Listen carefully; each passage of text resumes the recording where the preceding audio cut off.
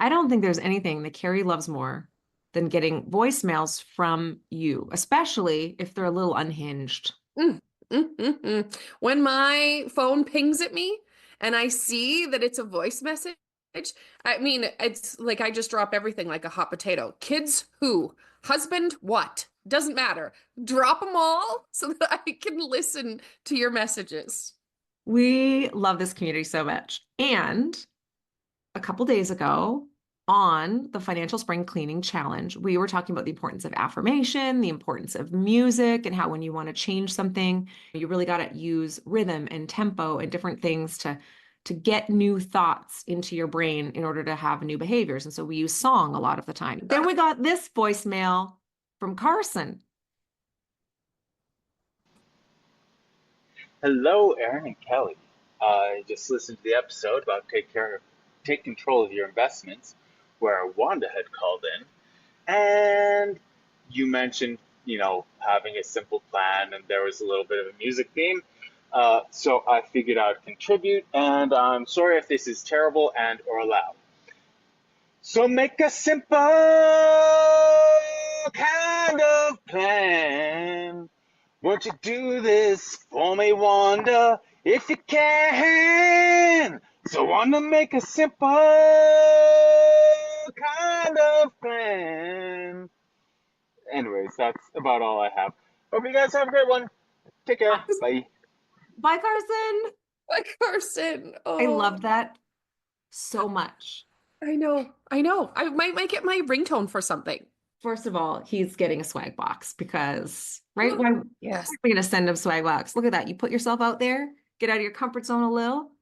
I would even send that in to Canada's Got Talent, not America's Got Talent, because the competition's a little harder there. But you could be a contender Perfect in Canada. for Canada's Got Talent. And I know he wasn't referencing the Financial Spring Cleaning Challenge and he was talking about a previous episode with Wanda, but he just blessed Wanda. He just made her life better with that voicemail as well. Yeah, Wanda, you absolutely need to use that for one of your ringtones. Her affirmations, right? When Wanda's making things more Yes. complicated, she's going to say to herself, I gotta make a simple kind of plan. Like it's going to change her life, Oh, right? She's that not going to was make anything so good. complicated anymore. Okay, well, but here's the thing. You don't have to feel pressure, everyone, to leave us like a message in song. Okay, just because Carson did, that's not what we're expecting you to do. You can literally just click the link in the show notes and just send us a nice little message. That's all we need. We don't need anything quite as dramatic. But I mean, hey, if you want to, I'm not going to hold you back either. I think we're down to what? 5 swag boxes. It's going to be survival of the fittest. Let me just be honest with you. So if you do want one, the more creative, the better the question, whatever you got to do, Yeah. I actually, I left a message for Ben Stiller the other You day. did. I You did. did. I did. So Severance, as we all know, is my favorite show. And there's a podcast, the Severance podcast, which they break down every episode. I started listening to the Severance podcast with Adam Scott and Ben Stiller, and they have a voicemail. And I was like, well, I like getting voicemails from listeners. Surely they're going to want to get one from me. So I left them a voicemail, and this is only going to make sense if you watch Severance, and they're never going to use it.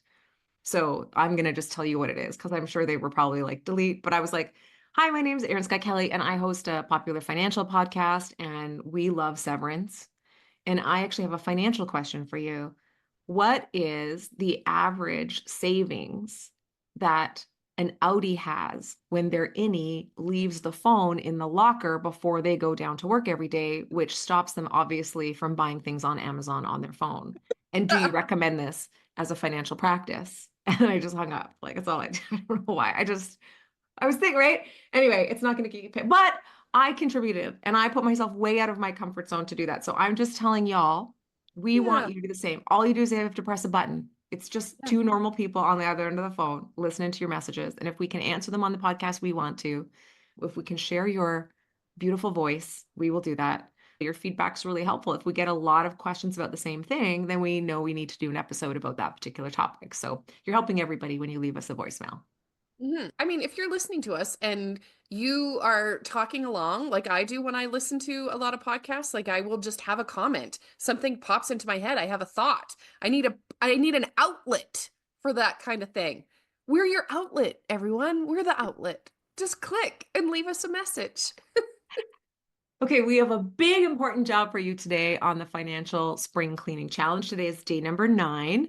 And if you're just tuning in today for the first time, you can go back and listen to the last 8 episodes and catch up on absolutely everything. And you can join our community at getthehelloutofdebt.com. There are 3 ways to join, so just scroll down and read and pick the one that's best for you.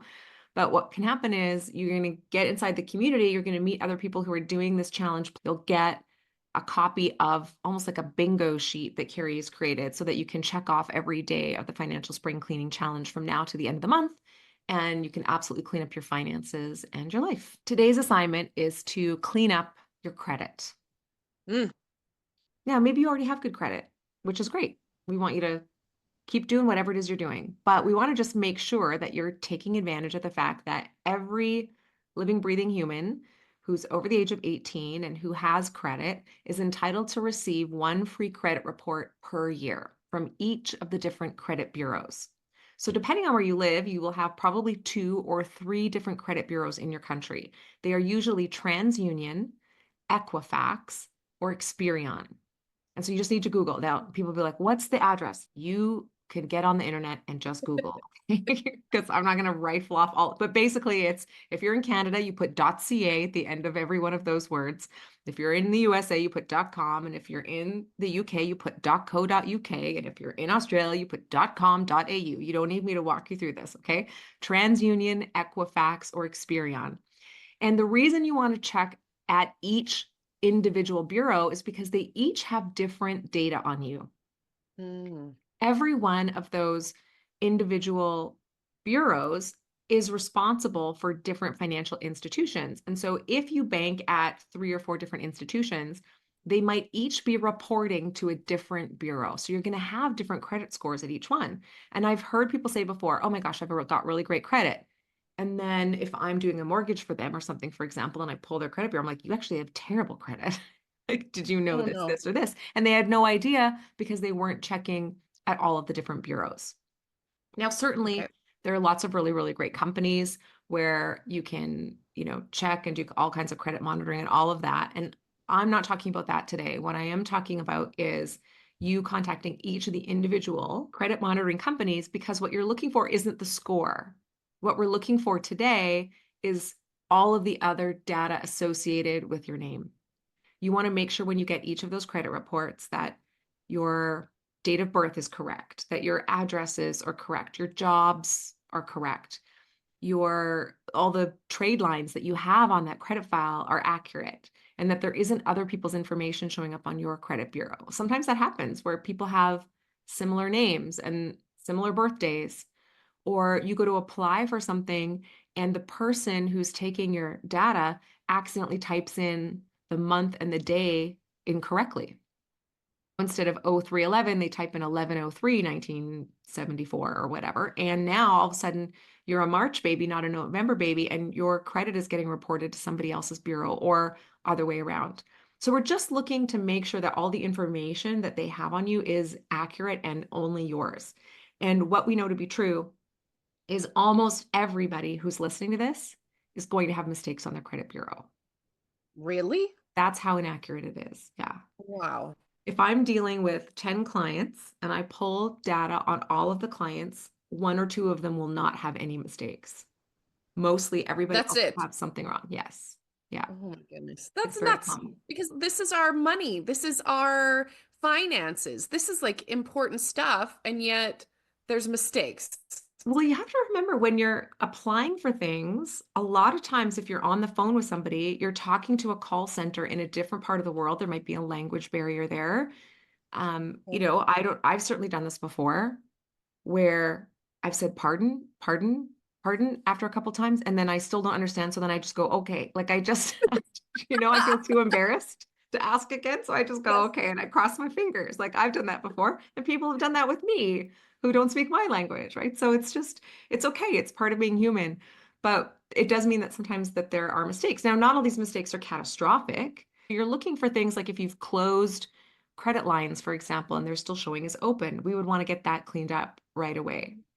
If you were showing a job that you'd worked at for 3 weeks, but then you've had a career in something else for 7 years, but that other job is showing as current, we would need to get rid of that and need to get that corrected because obviously how long you've been at a job impacts a lot of things when it comes to credit, especially when it comes to mortgages. So you just want to clean up those details. You don't want to be too anal retentive about it. Like if it's pretty close, like you moved 3 months ago and not every bureau has your address updated, well, that's just because you haven't applied for new credit under that address or you haven't updated your address yet at all of your banks or whatever. So don't worry too much about it, but you just want to check it for accuracy. And every bureau by law has to give you one free credit report in writing per year. So when you go on each of those credit monitoring services, they are going to offer you credit monitoring for a fee. We don't want you to pay for that. That's not what you need.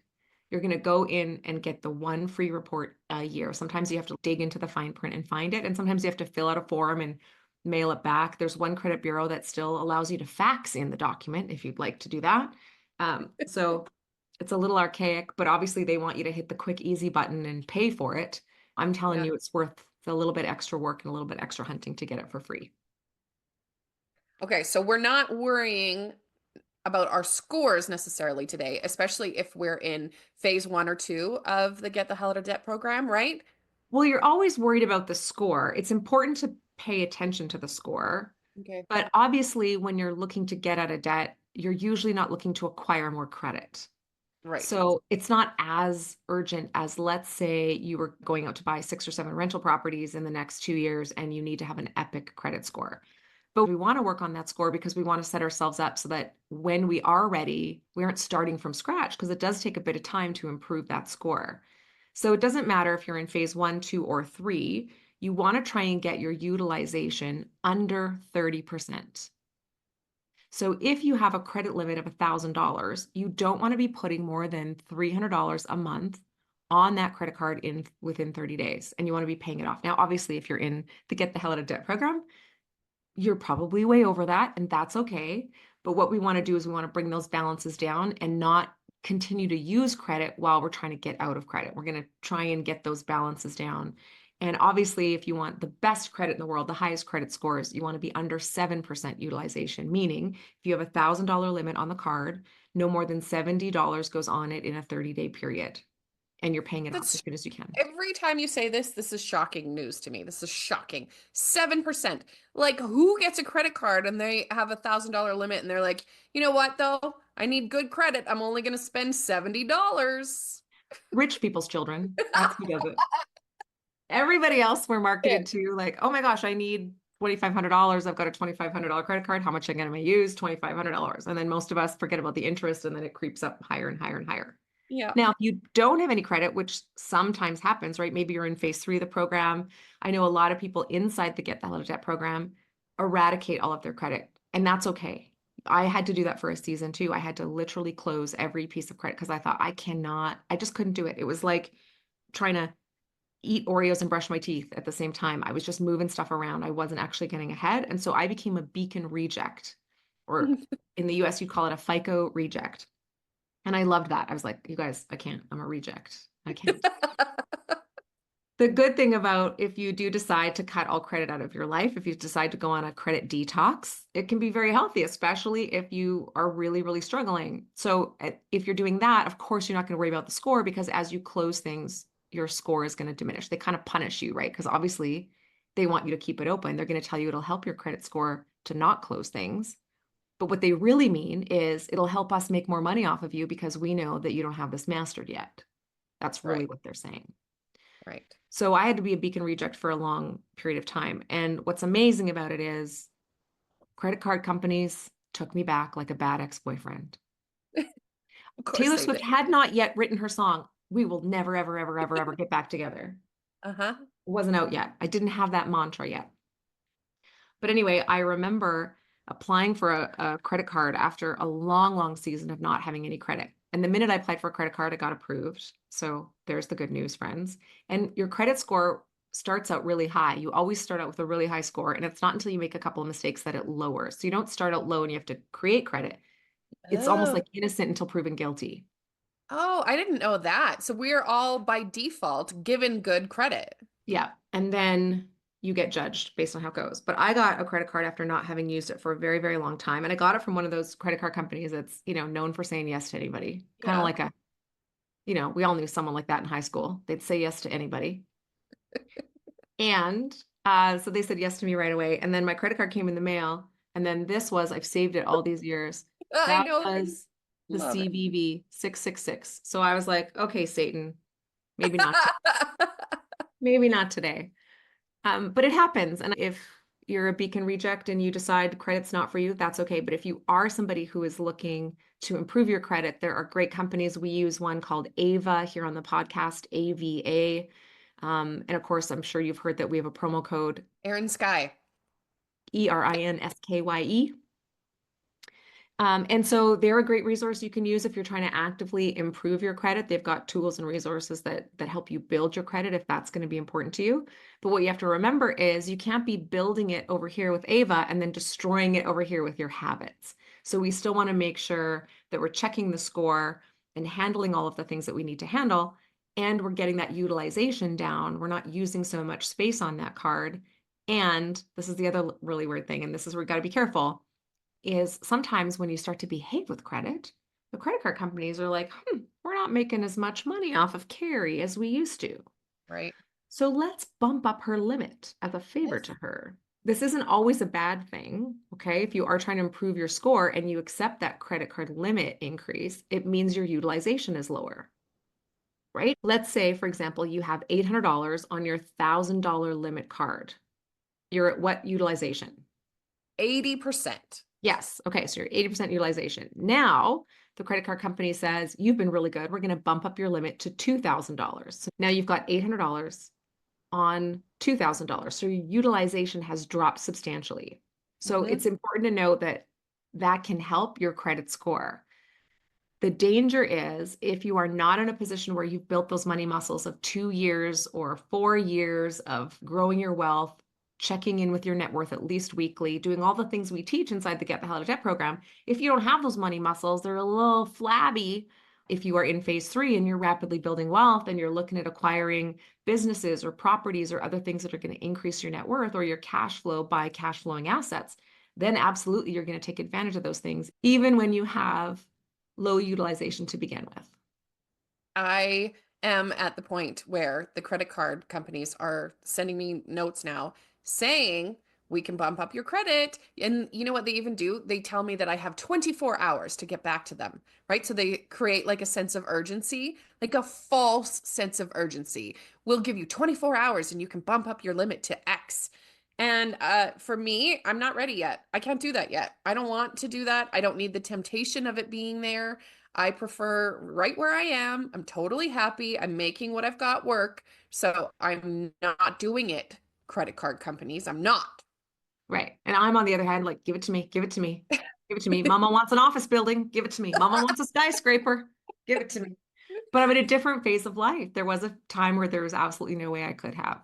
Yeah. So you got to really just be completely, viciously, ruthlessly honest with yourself as you're going through the program and really being aware of this is where I'm at. And I'm going to get there one day, but it's not now. It's not here right now.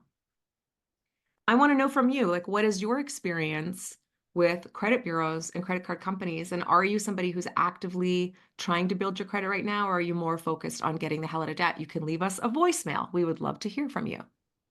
You can also email us. Here's the thing. You can email us also because those are nice to get. And sometimes people like to take a little more time and flesh out some of their thoughts, right? More than what they can do on a voice message. We got a couple of messages, speaking of which, and I want to read these to you because there were some nice things that came into the inbox this week. The first one comes from Alicia. She says, "Hi, Erin and team. I just wanted to say thank you. I've been in the program and listening to old podcasts for the last few months, and I'm so happy I found you." She goes on to say, "Back in 2018, I started working with another debt program, and in 2021, I got out of $120,000 of debt." Amazing. Good job, Alicia. She said, yes, it was awesome, but I felt like this other program was so negative. You could never make mistakes. You could never do something different. It was extremely toxic. When we found ourselves back in debt last year after a lot of changes in our lives, we bought a house, had another kiddo, the car was totaled, etc. She says, I tried going back to that program and I just knew my values really did not align anymore. I went searching and found your podcast and I immediately was hooked. I got the audible of Get the Hell Out of Debt and went full force. You guys even kindly sponsored me into the program. I've Hmm. been so thankful to not only get to listen to you each day, but being part of a community that is so kind and helpful is so refreshing.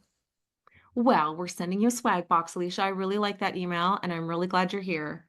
When you get out of debt this time, it's for good, and you're going to be able to teach and help a lot of the people that are in the community because we're here for life. It's not a community you just are in when you're in debt. It's a community that you're really in because you're building big, big dreams. And so I'm so glad you're here. Thank you for sending us that email. Okay, and we had got another one from Colby. Colby says, good afternoon. I've been in the program for over a year now, and I have two of my close friends come to me now seeking advice on help getting out of debt. This is it. Hold on. This is exactly it, Kobe. This is exactly what I'm talking about with Alicia. Like you get to teach other people. This is how we help other people. Okay, keep going. I'm so excited. But, you know, that's how we also just get it burned into our brains, right? Everybody teaches that if you can teach what you've learned, then your brain somehow like processes it better. You know, Mhm. once the words are, once you've put it into your own words and you're telling it back to someone else, isn't that like how we get it like burnt in? Well, and I also like it puts me on the verge of tears, Kobe, because I didn't have anybody like you when I started. I was so lost financially and I didn't have any friends I could turn to. No offense, Carrie. Um, Hey, it's none taken. You can't offend me when it's the truth.